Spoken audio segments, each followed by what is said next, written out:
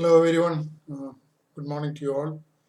So here again we are there to discuss a new topic. I think I will introduce Gita to you as a book with a different approach. Bhagavad Gita is taken as a book of high spiritual level, and all big masters have talked about it. So it is kept at that high level.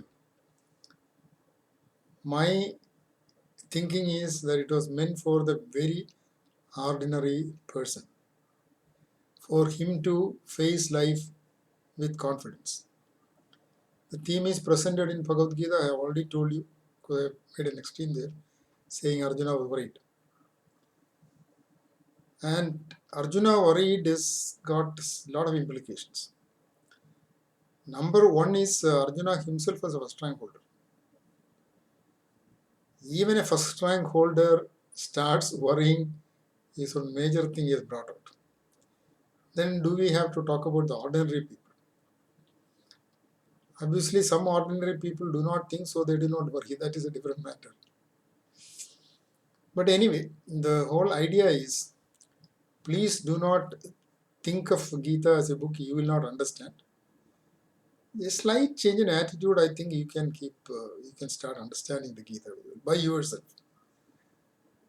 You open this interpretations of Gita available only to find out the meaning of the shlokas or the verses given there.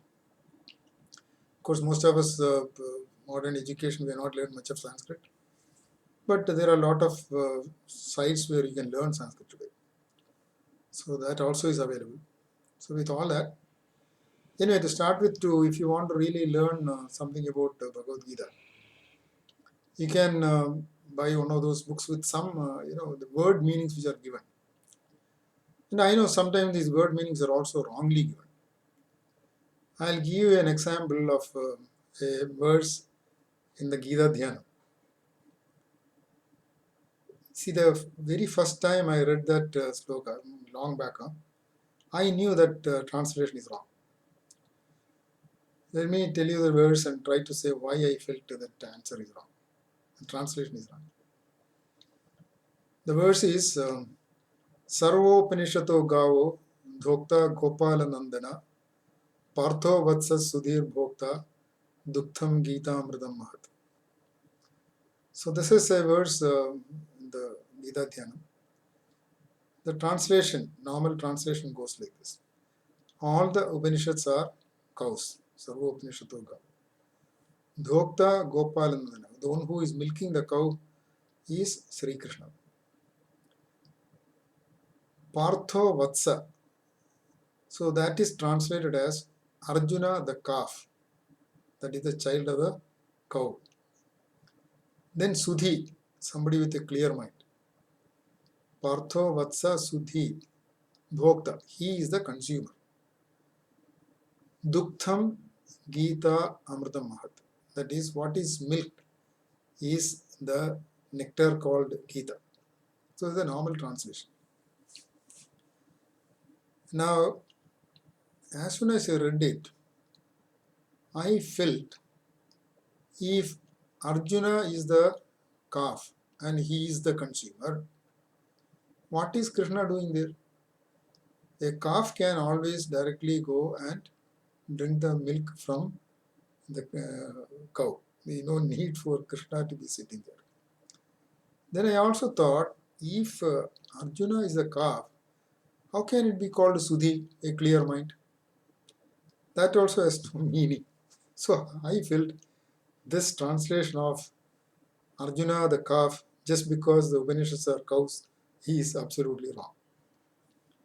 Today I am telling you, all books, whatever, I think originally maybe some master wrote it as calf, nobody had the guts to say it is wrong. So it is continuing. Even now it is continuing. Even today people who write Gita, I tell them, see, the meaning is not calf, but human child. A human child. Valsa can be a small child. So it can be a human child as well. So he has to be a human child. Now, when you take him as the human child, Look at the difference in meaning which comes. Arjuna, the child with the clear intellect. Cow doesn't have an intellect also. So the calf does not have an intellect also. So the child has an intellect. And child's intellect is a clear intellect that is not biased by already acquired knowledge. So open to new knowledge, which is very essential when you want to learn the Bhagavad Gita. So many new things are told. So, and you should accept those new things which are told. Don't immediately say this is nonsense. Then you will not learn Gita at all. You have to have an open mind, completely accept what Krishna says, and try to understand why what Krishna said is the truth. If you question and say, this could be wrong, you're gone, you can leave. You can leave learning Gita totally. Accept 100%. In fact, if you look at the Gita, after Arjuna saying, Shishyasteham Shakimam Tvam Pravanam, please accept me as a disciple. And then only Krishna starts telling him about the truth. Now let us come back to this verse so that I can complete the interpretation. So Arjuna is a child with pure intellect, and he is the one who consumed. Obviously, a child cannot go to the cow and drink the milk. Clear, no? And you need to have somebody who is familiar with the cow. So obviously, Krishna is the one who is very familiar with the Upanishads and Upanishadic knowledge.